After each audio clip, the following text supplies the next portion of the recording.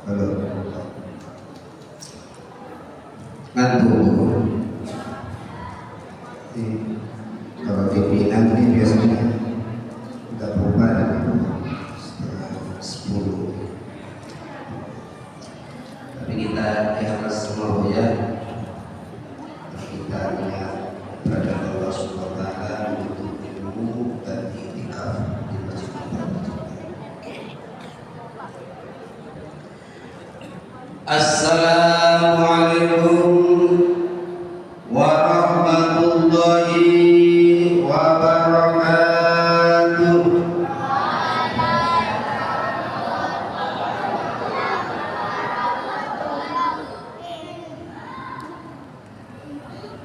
Ibunya kurang kedengaran Bu ya. Ulangi lagi Bu ya. Bu. Iya Bu. Jadi ya.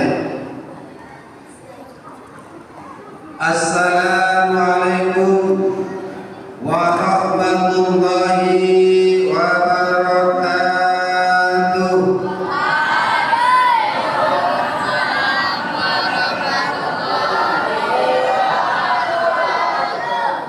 Alhamdulillah semangat Bu ya.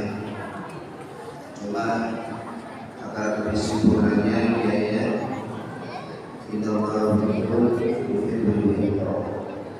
Allah itu ganjil pasti senang kepada perkara ganjil.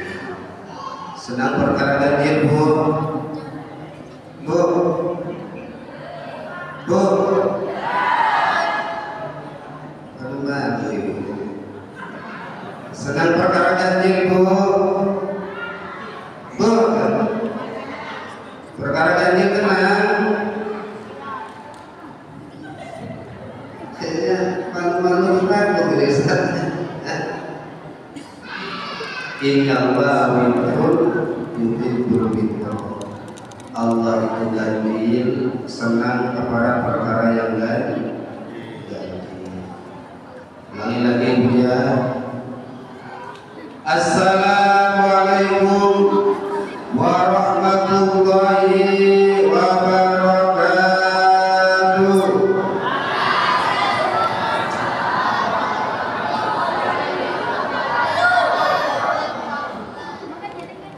Bismillahirrahmanirrahim. Alhamdulillahirabbil alamin. Wa bihi nasta'in ala umuri dunya waddin. Wassalatu wassalamu ala asyrafil anbiya'i wal mursalin sayyidina wa maulana Muhammadin wa ala alihi wa ashabil mujahidin at-tahirin. Amma ba'd.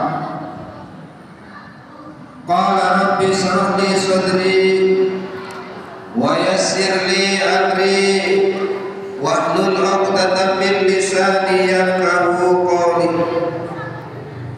Subhanaka la ilma lana illa ma 'allamtana innaka antal alimul hakim. Qala Allah ta'ala fi kitabil aziz. A'udzu billahi minasy syaithanir rajim.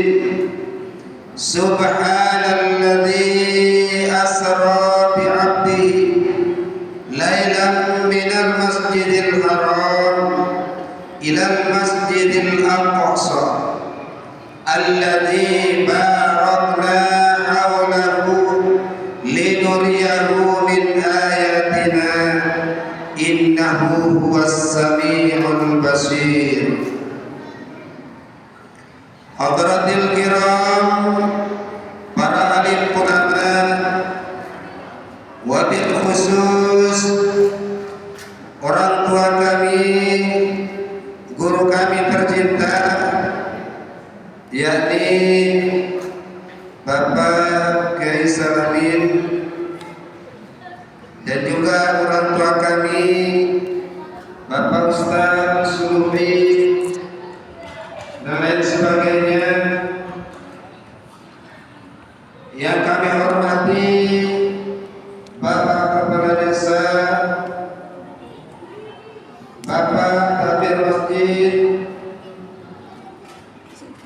Ketua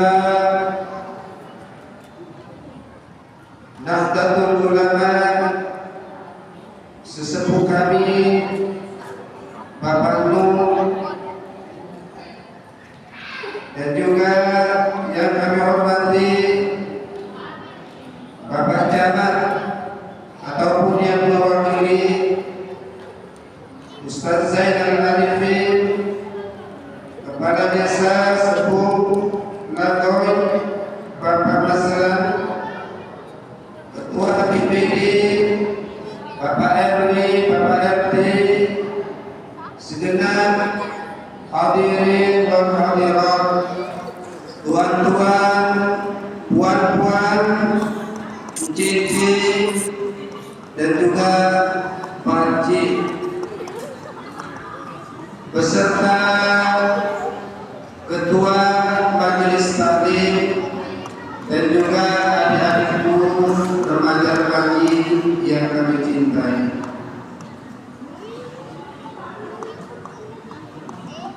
Secara singkat saja Pak, langsung kepada poinnya. Marilah kita bersyukur kehadirat Allah Subhanahu wa taala atas segala rahmat-Nya, taufik dan hidayah beserta kesehatan yang telah diberikan oleh Allah kepada kita, sehingga kita semua ini bisa melaksanakan suatu amal ibadah yang sangat istimewa sekali, yakni memperingati Isra wal Mi'raj Nabi besar Muhammad sallallahu alaihi wasallam. Semoga dan mudah-mudahan langkah bapak-bapak, ibu-ibu, tuan-tuan, puan-puan semua akan dicatat oleh Allah Subhanahu wa taala sebagai amal ibadah dan juga sebagai amal saleh. Amin amin ya rabbal alamin.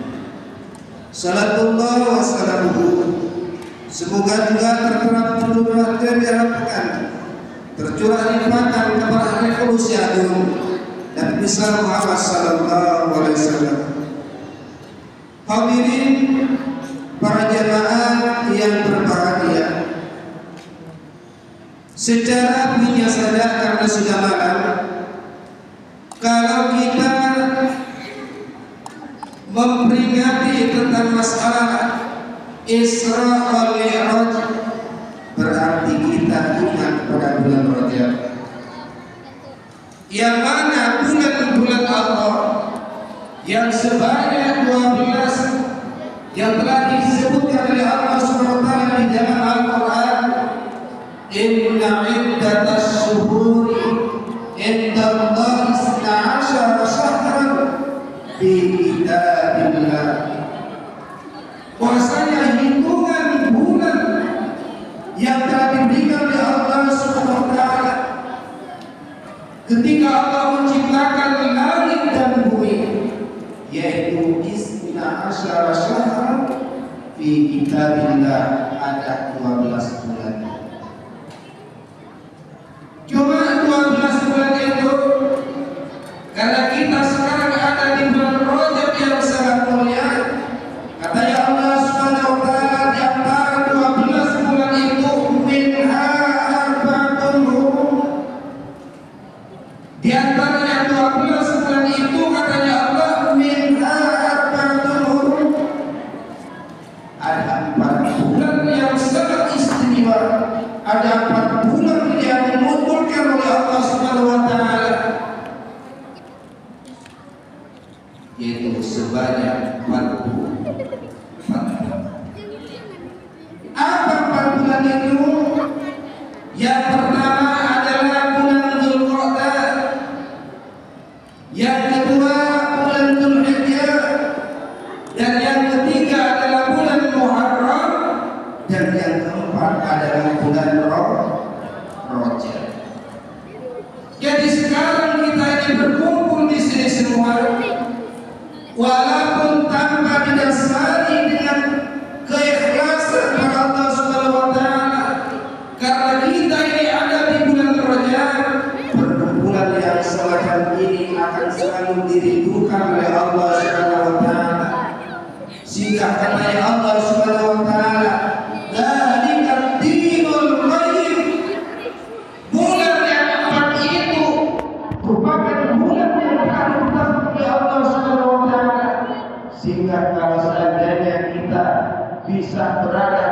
bulan Rajab sekarang ini, ataupun kita pernah ada di bulan Muharram, Dzulhijjah, dan sebagainya, katanya Allah Subhanahu wa taala, "Fala tadlimu fihinna anfusakum." Maka jangan kau sekali-kali berlaku zalim, berbuat zalim kepada diri kamu, sehingga engkau enggan untuk datang ke masjid, enggan untuk melaksanakan amal-amal saleh. Sehingga katanya ulama-ulama dulu, apa yang dimaksud dengan ayat ini? Yang katanya ulama muasir menjelaskan fala tadlimu fihinna anfusakum, yang dimaksud jangan engkau berbuat zalim, jangan engkau menganiaya kepada diri kamu, yaitu jangan engkau menyia-nyiakan kepada waktu yang telah diberikan oleh Allah. Karena apa? Li'annal hasanat, karena perbuatan baik di bulan Rajab, karena perbuatan baik di bulan Muharram ini akan dilipat gandakan oleh Allah.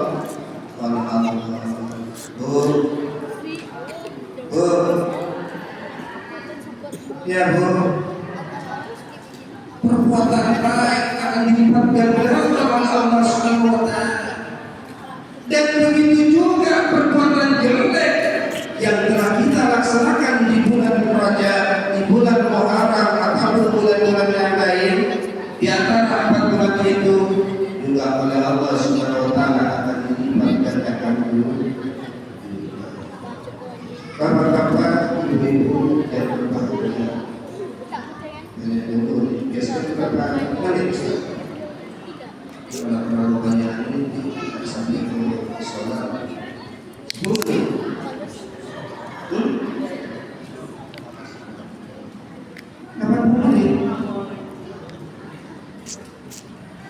Kalau 80 menit rasanya 120 menit Pak.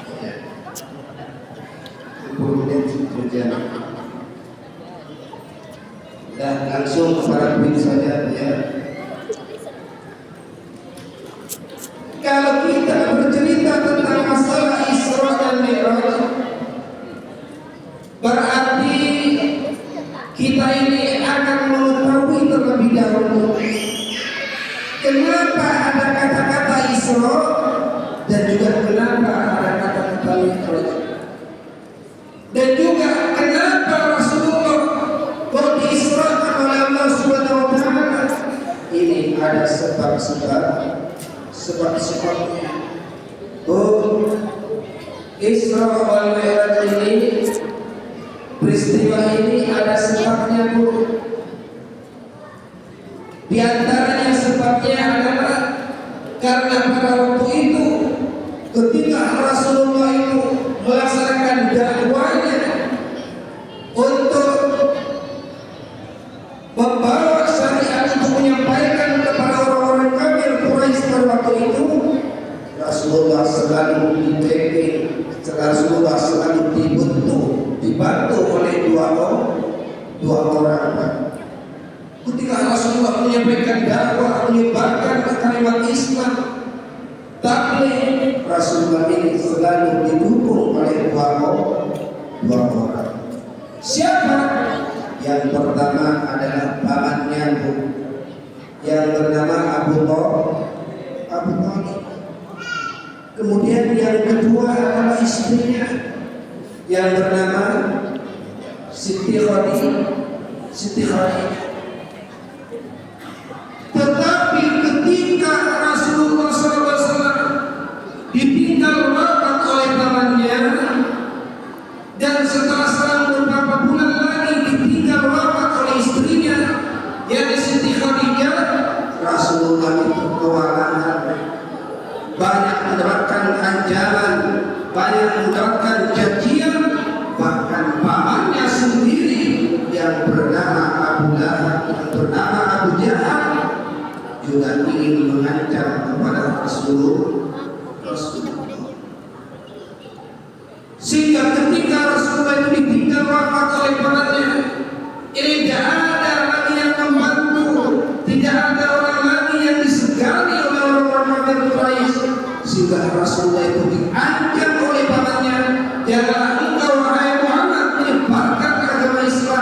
Janganlah engkau wahai Muhammad mengajak kepada tetangga-tetanggaku, dan janganlah engkau wahai Muhammad mengajak kepada keluargaku untuk masuk ke dalam agama Islam.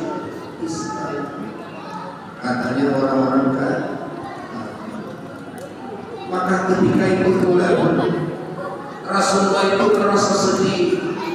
Bahkan Rasulullah itu diancam oleh orang-orang Quraisy, sehingga Rasulullah ditaburi tanah, Rasulullah itu dilempari dengan kotoran dan sebagainya, sehingga pada waktu itu pula Rasulullah mengalami kesedihan.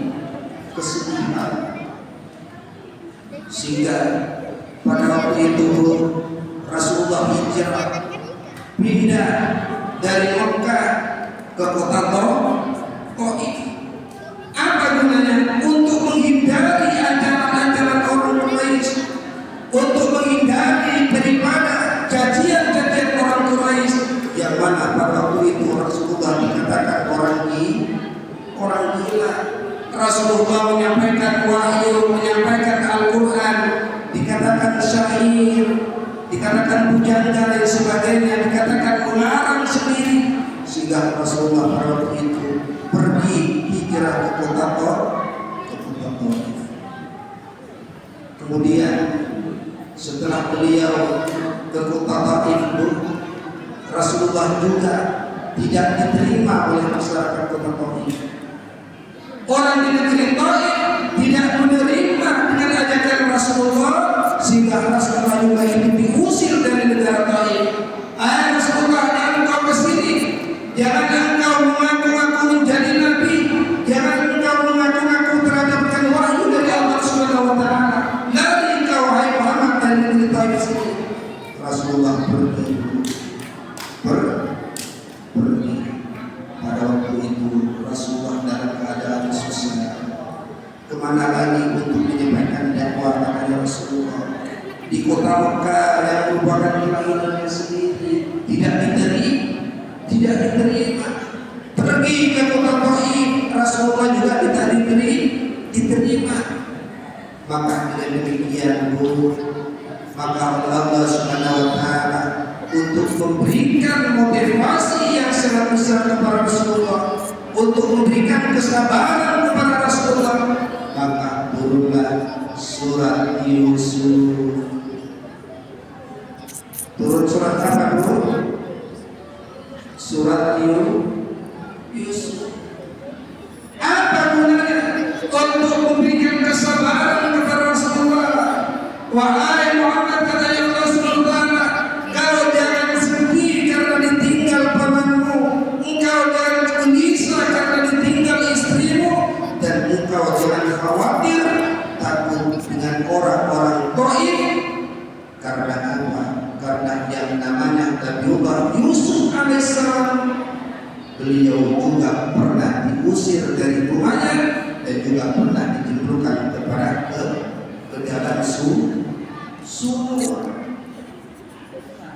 Setelah dimasukkan ke dalam sumur, Nabiullah Yusuf bukan cuma itu saja. Nabi Yusuf dijadikan budak, Nabi Yusuf dijual oleh orang-orang itu. Sehingga engkau wahai Muhammad, cuma engkau ditinggal pamanmu. Nabi Yusuf itu ditinggal oleh ayahnya Nabi Yakub. Saudara-saudaranya yang sebanyak 11 orang membenci kepadanya. Engkau wahai Muhammad cuma ditinggal oleh pamannya saja, ditinggal oleh istrinya. Jadi turunnya surat Yusuf ini adalah tujuannya untuk memberikan kesabaran, untuk memberikan kedamaian kepada negeri Islam Rasulullah. Jangan putus asa kau wahai Muhammad. Nabiullah Yusuf di penjara, dia dalam keadaan iman kepada Allah. Di penjara dia juga menghadap kepada orang untuk masuk kepada agama Islam. Maka damailah Rasulullah pernah. Namun dulu ketika itu Rasulullah setelah pulang dari negeri Taif, Rasulullah itu tidak langsung pergi kepada rumahnya ke Tetapi Rasulullah pontang panting di tengah jalan. Masih ada di pertengahan jalan Rasulullah ini. Karena apa? Ingin pulang ke kota Mekah, telah diusir. Dari kota Taif tidak diterima. Rasulullah itu berhari-hari ada di lembah, ada di hutan kalau istilahnya sekarang ini. Tetapi tahu-tahunya di sana tidak ada makhluk Allah yang memberikan kesabaran kepada Rasulullah. Dia bukan malaikat dan bukan manusia. Siapa itu? Yakni dari golongan jin yang menyatakan iman kepada Rasulullah. Dari manusia, golongan manusia di negara Taif, di Mekah sekalian tidak ada lagi yang mau beriman kepada Rasulullah. Ada sesosok jin yang menyatakan iman kepada Rasulullah, sehingga dengan keimanan jin itu banyak makhluk-makhluk Allah, bukan cuma dari golongan jin saja yang diselamatkan oleh jin itu, juga manusia ada yang masuk Islam terhadap ibu-ibu, bapak-bapak yang kami hormati.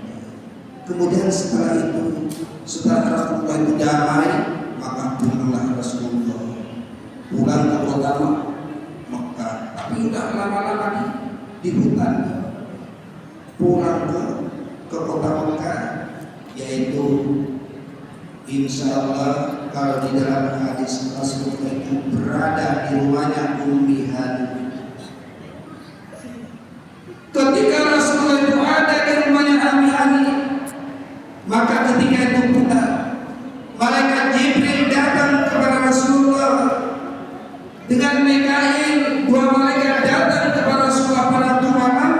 Kemudian Rasulullah itu dibelah dadanya, kakinya diangkat, disiram dengan air Zam-Zam. Maka setelah itu pada waktu malam itu juga didatangkan oleh Allah Subhanahu wa taala seekor burak, yang mana burak itu adalah merupakan hayawan yang besarnya lebih besar daripada keledai dan lebih kecil daripada kuda. Maka ketika itu pula secara singkatnya Rasulullah diberitahu oleh Allah Subhanahu wa taala apa tujuannya, untuk memberikan kesabaran, untuk memberikan kegembiraan kepada Rasulullah. Hai Muhammad, engkau sekarang dalam keadaan susah. Wahai Muhammad, sekarang kau pergi bersama Jibril untuk melaksanakan rekreasi. Wahai Muhammad, kemana ya Allah? Ke sana, ke Palestina. Katanya Allah Subhanahu wa taala, wasafiru fil ardi. Jadi rekreasi itu sebetulnya adalah perintah. Tanas rekreasi jalan-jalan ini bukan larangan. Sebetulnya adalah perintah dikala kita ini dalam keadaan gula. Kemudian setelah Rasulullah itu didatangi seekor burak, maka kemudian Rasulullah SAW singkatnya cerita, Rasulullah itu melaksanakan Isra, yaitu melaksanakan perjalanan malam. Kalau Isra ini adalah perjalanan malam. Kalau Mi'raj ini adalah naiknya Rasulullah. Cuma ibu-ibu, bapak-bapak, kedua kata ini Isra dan Mi'raj ini keduanya harus kita imani, keduanya harus kita percayai. Cuma katanya ulama, barang siapa orang yang tidak percaya dengan Isra-nya Rasulullah, maka bisa akan menjadi orang kafir. Tetapi kalau tidak percaya dengan Mi'raj, ini tidak menjadikan kafir. Ini perbedaannya. Kalau Isra harus kita percayai, dan apabila kita tidak percaya, maka akan menjadi kufur. Karena apa? Karena sudah dijelaskan di dalam Al-Qur'an. Ya, setelah Rasulullah Isra, di sana Rasulullah ditambahkan oleh Allah Subhanahu wa taala, katanya Allah Subhanahu wa taala, subhanallah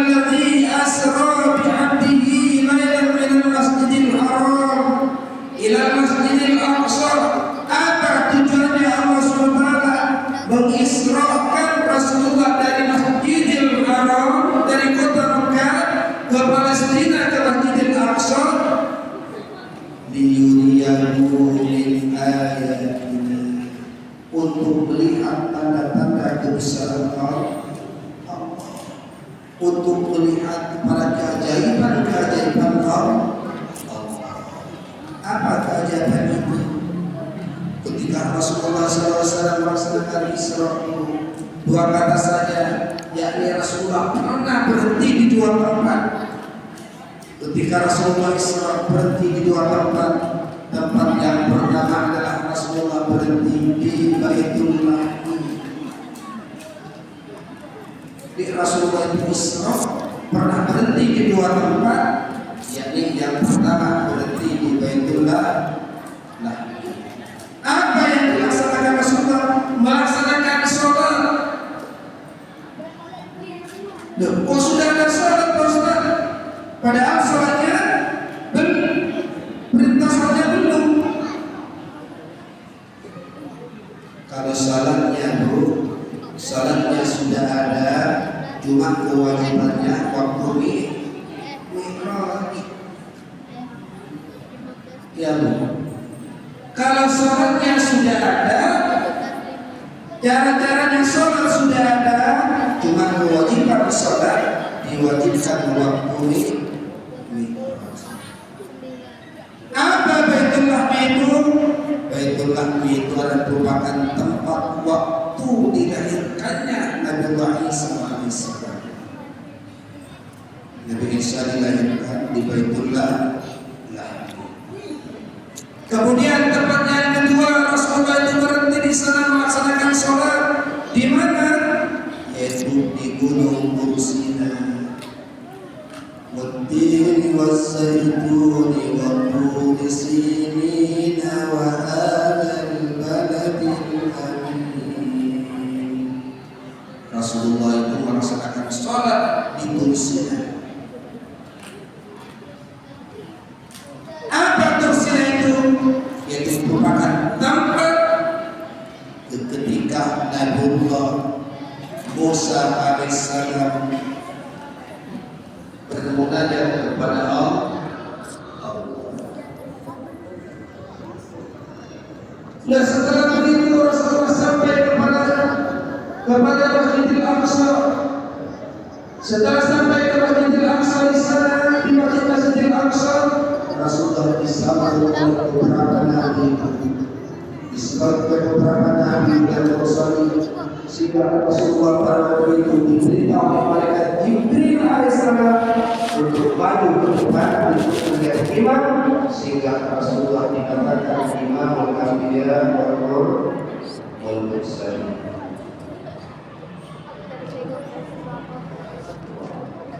Setelah melaksanakan sholat, kemudian Rasulullah langsung diperintahkan oleh Allah Subhanahu wa taala untuk mi'raj, yaitu naik dari Masjidil Aqsa kepada langit ketujuh.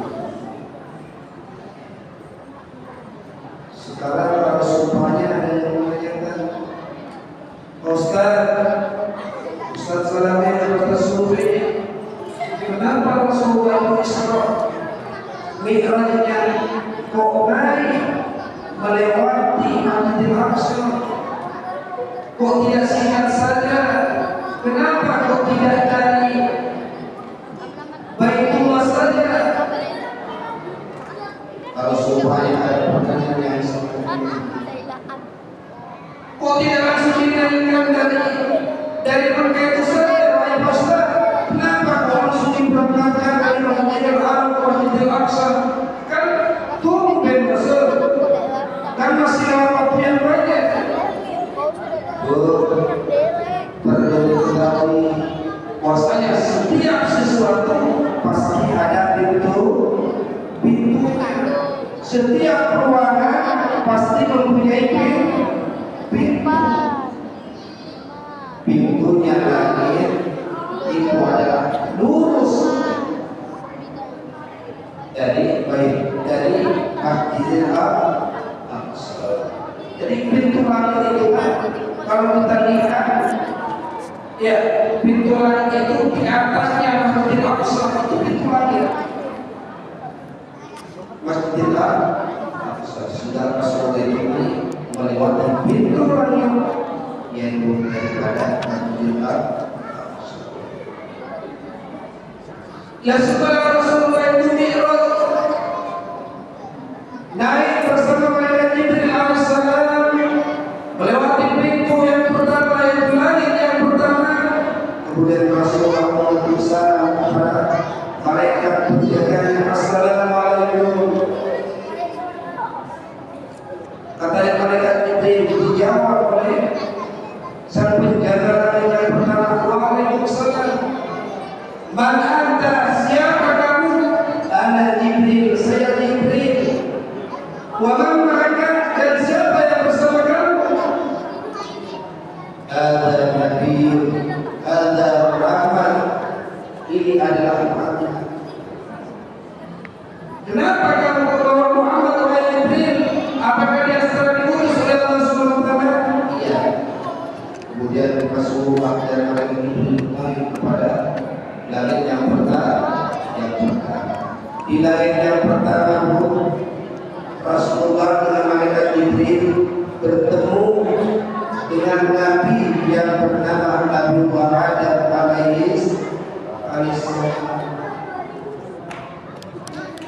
Bertemu dengan Nabi Adam alaihissalam. Kemudian Nabi Adam alaihissalam mempersilakan masuk dan mengatakan, marhaban ya Nabi Salih wa ibn Salih. Selamat datang wahai Nabi yang saleh. Selamat datang wahai putraku yang saleh, wahai Muhammad. Disambut oleh Nabi Adam alaihissalam. Setelah disambut, ketika itu Nabi Adam alaihissalam menoleh ke kanan, menoleh ke kiri, menoleh ke kiri.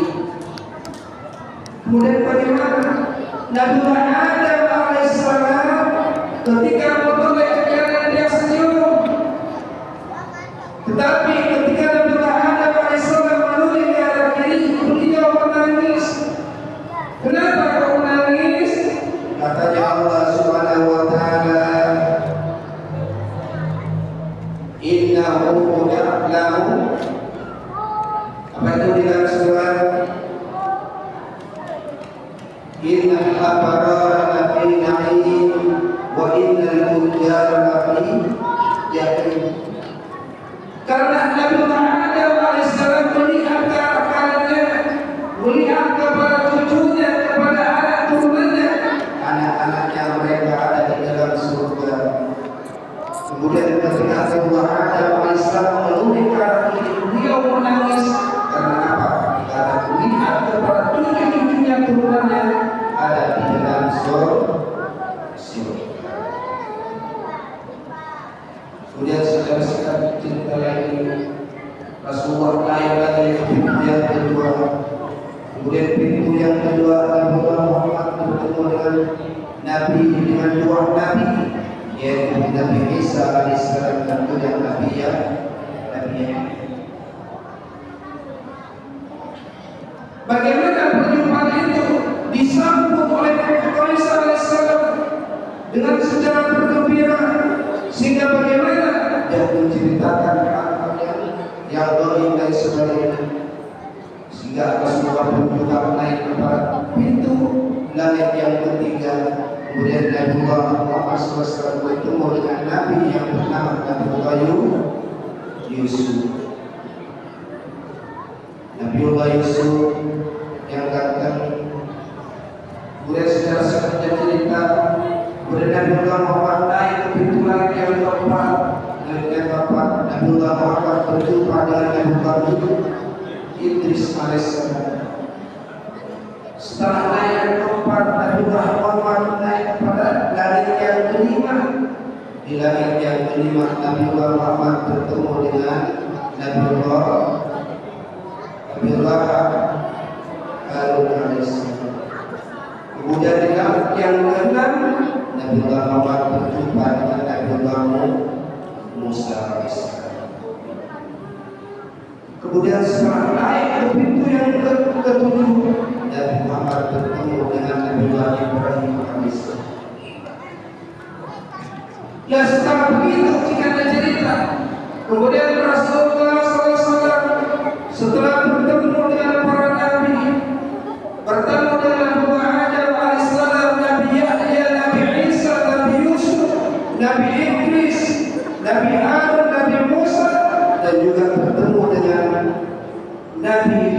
alaihissalam, kemudian Rasulullah dimi'rajkan lagi kepada Sidratil Muntaha bersama malaikat Jibril. Kemudian bapak-bapak, Rasulullah ketika itu malaikat Jibril karena disuruh merupakan puncak yang terakhir, sehingga malaikat Jibril itu sendiri tidak bisa naik kepada arsy, kepada lawang sana, sehingga malaikat Jibril itu berpesan kepada Rasulullah, wahai Muhammad, saya cuma cukup di sini saja, wahai Muhammad. Cuma yang dapat diizin adalah cuma kamu sendirian untuk naik ke arsy, untuk menuju kepada Allah Subhanahu wa Ta'ala. Dan ketika itu pula malaikat Jibril menampakkan wajah aslinya kepada Rasulullah. Jadi Rasulullah melihat malaikat Jibril alaihissalam ini cuma 2 kali. Rasulullah melihat kepada wajahnya malaikat Jibril, kepada badannya malaikat Jibril yang berbentuk aslinya ini cuma 2 kali. Yang pertama kapan? Ketika Rasulullah menerima wahyu yang pertama, yaitu di Gua Hira. Kemudian ketika dia berada di Sidratil Muntaha, katanya Allah Subhanahu wa Ta'ala, wa laqad ra'ahu nazlatan ukhra inda Sidratil Muntaha. Sungguh engkau wahai Muhammad bisa melihat malaikat Jibril secara bentuk aslinya, bisa melihat malaikat Jibril pada jasad dan badannya inda Sidratil Muntaha, ketika berada di Sidratil Muntaha. Kemudian Rasulullah itu bertemu dengan Allah Subhanahu wa Ta'ala. Kemudian apa oleh-olehnya Rasulullah ketika melaksanakan Mi'raj? Yaitu ada 3 perkara.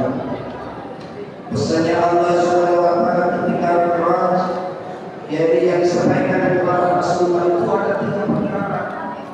Selain kewajiban sholat, yang pertama oleh-olehnya Rasulullah ketika Mi'raj, yakni khawatimu suratil Baqarah.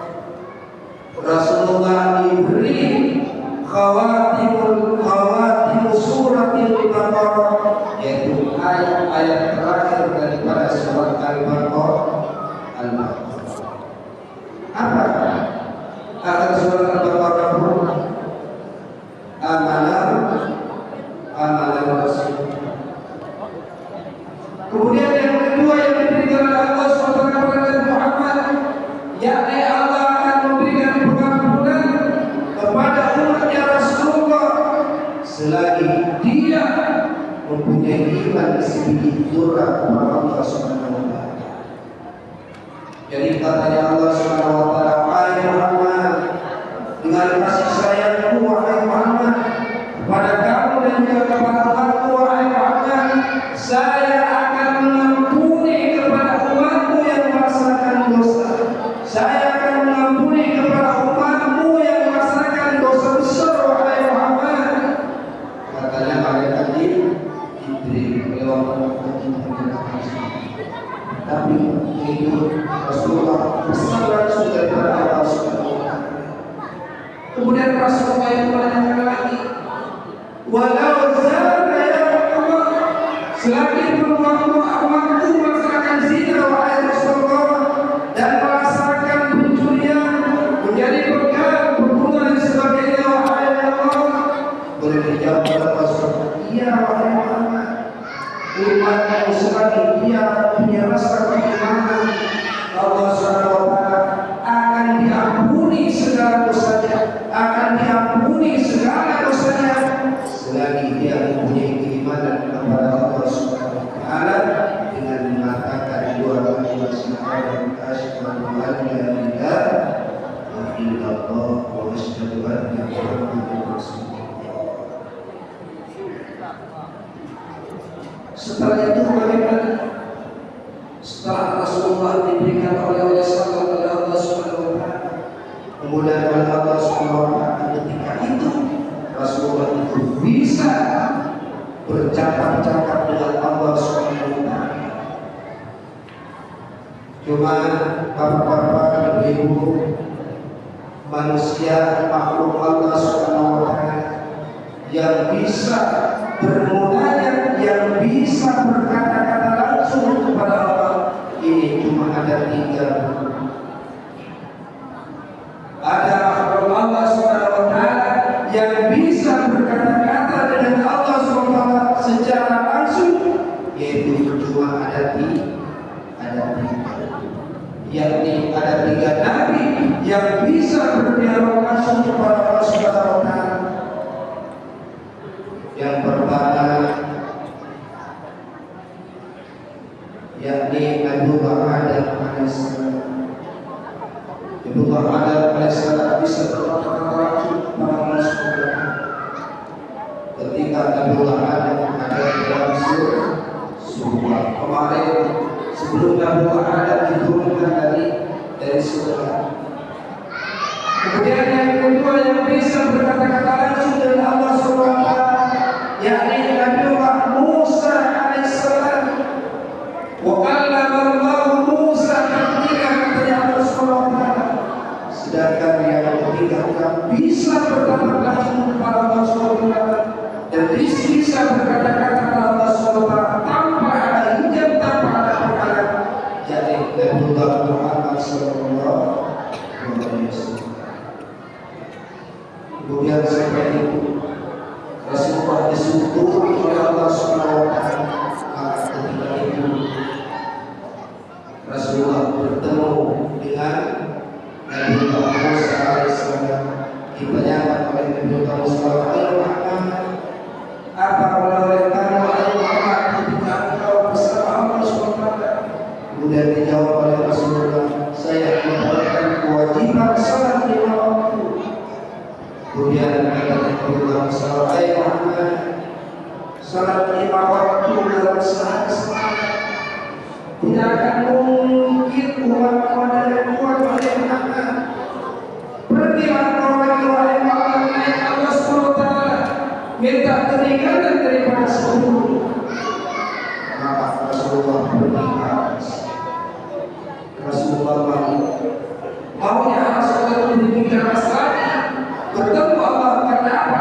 Karena Rasulullah itu masih punya rasa kurang, ingin bertemu lagi dengan Allah Subhanahu wa taala, sehingga Rasulullah itu bertemu dengan Allah Subhanahu wa taala, sehingga salat yang sebanyak 50 hari dalam sehari sebanyak kurang dari Allah Subhanahu wa taala sebanyak 5 kali.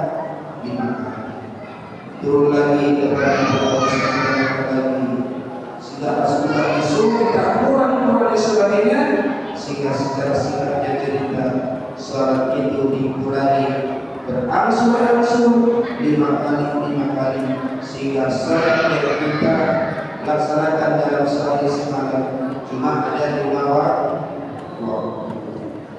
Tetapi pada salat yang 5 waktu ini, walaupun Jumat dilaksanakan 3 kali kepada Allah Subhanahu wa taala, pesannya Allah Subhanahu wa taala, saya ini sudah akan mewajibkan salat kepadamu dan juga kepada umatmu wahai Rasulullah, walaupun cuma 5 kali, tetapi